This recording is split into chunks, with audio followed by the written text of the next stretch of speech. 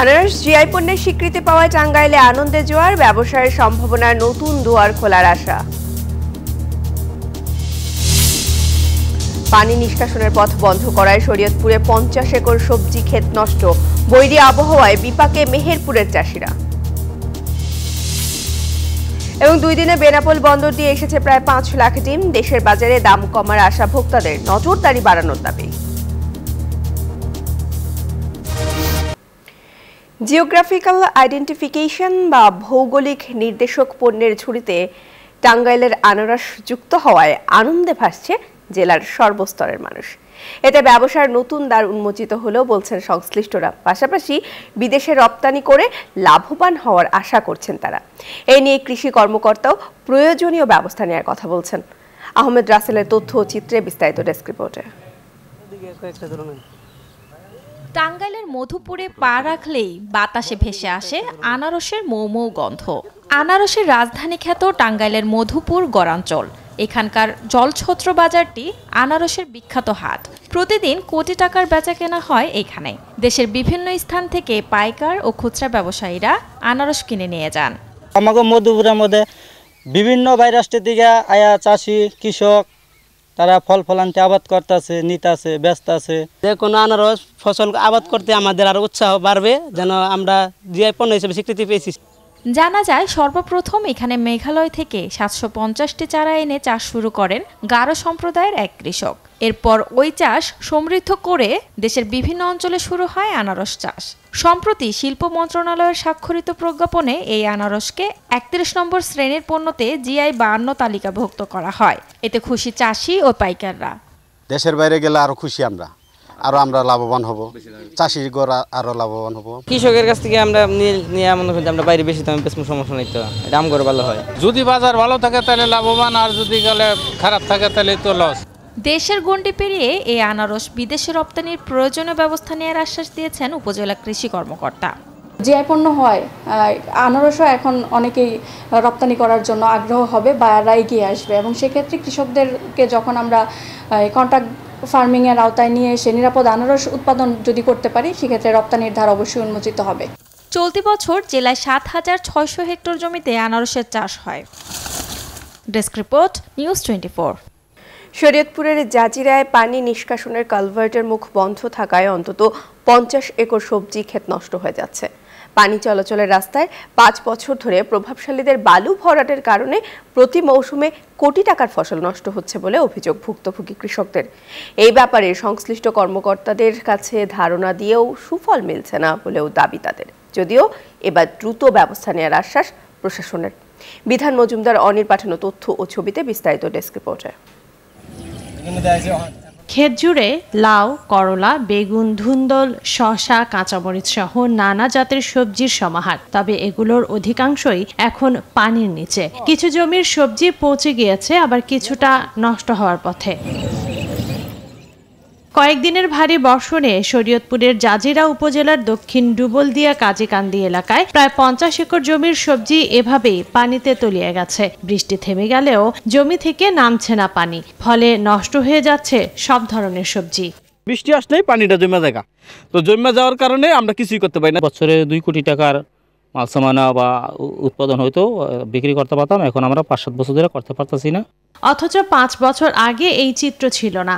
কালভার্টের পশ্চিম পাশে প্রভাবশালীরা জায়গা ভরাট করায় বন্ধ হয়ে যায় পানি নিষ্কাশনের পথ। প্রশাসনের হস্তক্ষেপে দ্রুত খালটি পুনরুদ্ধারের দাবি স্থানীয়দের। কিছু প্রভাবশালীরা দেখা যাচ্ছে মাটি ভরাট করে ফেলার কারণে এই কালভার্ট দিয়ে পানিটা নিষ্কাশন হইতে পারে না। বালু দিয়ে এই জায়গাটা আটকে দেওয়াতে পানি নামতে পারতেছে, যার কারণে কৃষক খুব অসহায়ের ভিতরে পড়ে গেছে।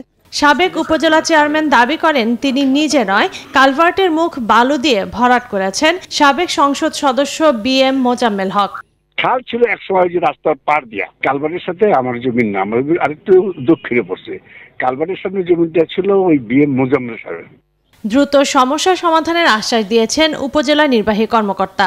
সরকারি জায়গা দখল করে রেখেছে কিনা এই বিষয়ে একটি কমিটি করে আমরা তদন্ত করে নিয়ে আসছি, যে একটা কালভার্ট বন্ধ করে আসা হয়েছে। আমরা এই বিষয়ে অভিযোগ পেয়েছি এবং এটা কার্যক্রম চলমান। গত কয়েকদিনের ভারী বর্ষণে পানি জমে প্রায় 2 কোটি টাকার সবজি নষ্টের শঙ্কা চাষিদের। Desk report, news 24। অতিরিক্ত বৃষ্টি ও ভ্যাপসা গরমে পৌঁছে ব্যাপক ফলন বিপর্যয়ের মুখে মেহেরপুরের আগাম শীতকালীন সবজি খেতে বৃষ্টির পানি জমে গোড়ায় পচন ধরেছে, সাথে ছত্রাক ও মাত্রাতিরিক্ত পোকার আক্রমণে নষ্ট হয়েছে জমির ৮০% বাঁধাকপি ও ফুলকপি। ফলে চলতি মৌসুমে বিঘা প্রতি চাষিদের লোকসান প্রায় ২৫ থেকে ৩০ হাজার টাকা। চাষিরা বলছেন, আগাম জাতের বাঁধাকপি চাষ করতে প্রতি বিঘা জমি লিজ সহ খরচ প্রায় ৪০,০০০। ফলন বিপর্যয়ের কারণে ১০ থেকে ১৫ হাজার টাকায় বিক্রি হচ্ছে ১ বিঘা জমির কপি।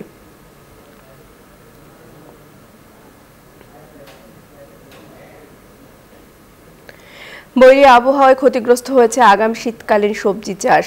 এ নিয়ে আমরা বিস্তারিত জানব। মেহেরপুর থেকে ডালিম সরোয়ার যুক্ত রয়েছেন আমাদের সঙ্গে।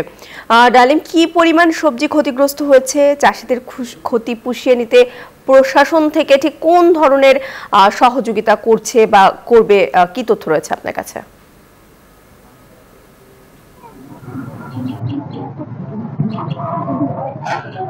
ধন্যবাদ প্রিয়াঙ্কা।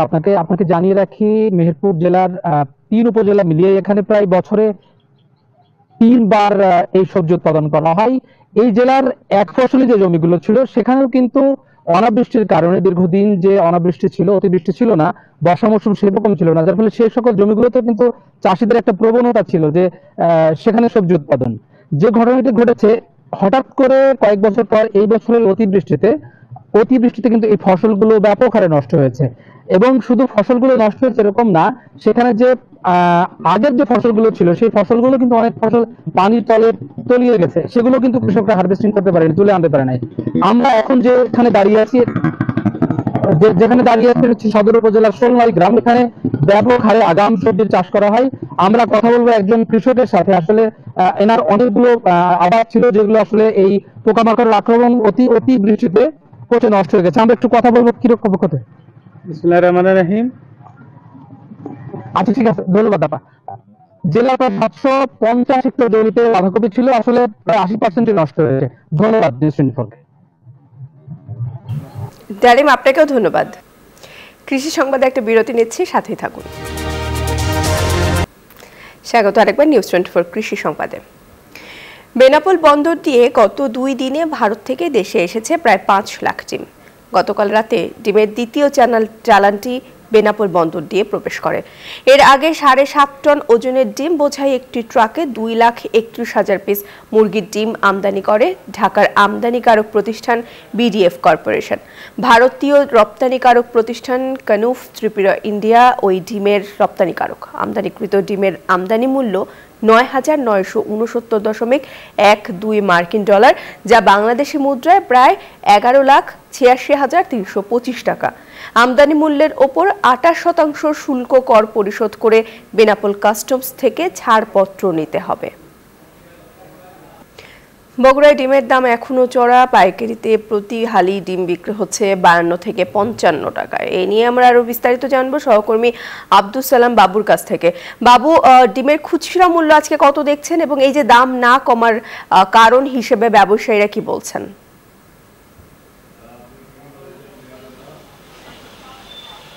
প্রিয়াঙ্কা, অদৃশ্য সিন্ডিকেটের কবলে পড়েছে বগুড়ার ডিমের বাজার। চাহিদা অনুযায়ী ডিম না পাওয়ার কারণেই দাম বাড়ছে পাইকারি এবং খুচরা বাজারে।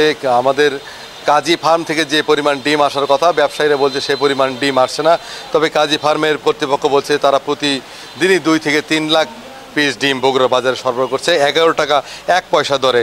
সরকারি নির্ধারিত মূল্য 11 টাকা 87 পয়সায় তা বিক্রি হলেও ডিলার পর্যায়ে সেই ডিম 12 টাকা 60 পয়সা থেকে 13 টাকায় বিক্রি করছে ডিলাররা খুচরা এবং পাইকারি ব্যবসায়ীদের কাছে, যার কারণে এই হাত বদলের মধ্য দিয়ে কিন্তু ডিমের দাম বাড়ছে। বিশেষ করে বগুড়ার যে ডিম উৎপাদিত ডিম, সেই ডিম দিয়ে চাহিদা পূরণ না হওয়ার কারণে অন্যান্য জেলা থেকে ডিম আমদানি করছে ব্যবসায়ীরা, এবং সেই আমদানিকৃত ডিম 12 টাকা 65 পয়সা বা 70 টাকা পয়সা পর্যন্ত পড়ছে, যার কারণে কিন্তু ডিমের দাম পাইকারিতেই 13 টাকা পড়ছে এবং সেটা খুচরা বাজারে বেড়ে যাচ্ছে। গেল কয়েকদিন আগে থেকে এই ডিমের দাম বাড়া শুরু হয়েছে। প্রথমে 48 টাকা হালি, এরপরে 52 টাকা হালি, এবং এখন কিন্তু 54 থেকে 55 টাকা হালি বিক্রি হচ্ছে। মনিটরিং করার দাবি ক্রেতাদের। এই ছিল সাভারে ডিমের বাজারের খবর জানবো। সাভার থেকে ডিমের বাজারের সবশেষ খবর কিছুক্ষণ আগে আমাদের সহকর্মী নাজমুল হুদা জানিয়েছেন। এই মুহূর্তে রয়েছি সাভারের সবচেয়ে পাইকারি যে ডিমের আড়ত, সেই আড়তগুলোতে রয়েছি। এখানে যে ডিমের বাজার কিন্তু আমি এসেছি এবং বাজারে দেখছি যে লাগামহীন হয়ে পড়েছে ডিমের বাজার, এবং গত কয়েকদিন ধরে কিন্তু ডিমের বাজার হু হু করে বাড়তেছে এবং ডিমের উপর প্রভাব পড়েছে হতদরিদ্র মানুষের। এবং আমরা এখানে যদি একটু যে কথা বলতে চাই, যে আপনার সাথে একটু কথা বলতে চাই যে ডিম তো আপনারা কিনেন এবং ডিমের বাজারে কিন্তু আসলে দেখছেন যে কি পরিমাণ প্রভাব পড়েছে, এবং ডিম আসলে কি যে 15 টাকা পিস কিনতেছেন, অনেক জায়গায় 16 টাকা। ডিমের বাজারে যেভাবে দাম বসানো হয়েছে আসলে এটা কি ঠিক? আসলে অবশ্যই ঠিক না। এইভাবে চলতে থাকলে গরিব মানুষ পুষ্টিহীনতায় ভুগবে। ভোক্তা অধিদপ্তর যারা নিয়ে কাজ করে, সাধারণ ভোক্তারা কিন্তু আসলে তাদেরকে দায়ী করছে যে তাদের নজর না থাকার কারণেই আসলে এই বাজারের অস্থিরতা। কোনো মতেই ডিমের বাজার ঠেকানো যাচ্ছে না অস্থিরতা। এই ছিল আমার কাছে ডিমের বাজার সর্বশেষ। ফিরে যাচ্ছি স্টুডিওতে। কর্ন, মিল্ক, কোকোনাট আর বাটারের দুর্দান্ত কম্বিনেশনে ইয়াম্মি ক্রাঞ্চি টেস্টের পপার। বেশি ফান নিয়ে এখন 25 গ্রামের বিগ ফান প্যাকে। কৃষি সংবাদে এই পর্যায়ে আবারও একটা বিরতি নিচ্ছি, সাথে থাকুন।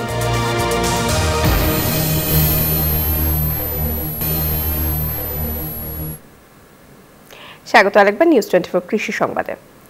আগাম শীতকালীন সবজি চাষে ব্যস্ত যশোরের চাষিরা, সেখানকার খবর জানাচ্ছেন সহকর্মী বুলবুল শহীদ খান হিমেল। হিমেল, যশোরে কি কি সবজি চাষ হচ্ছে?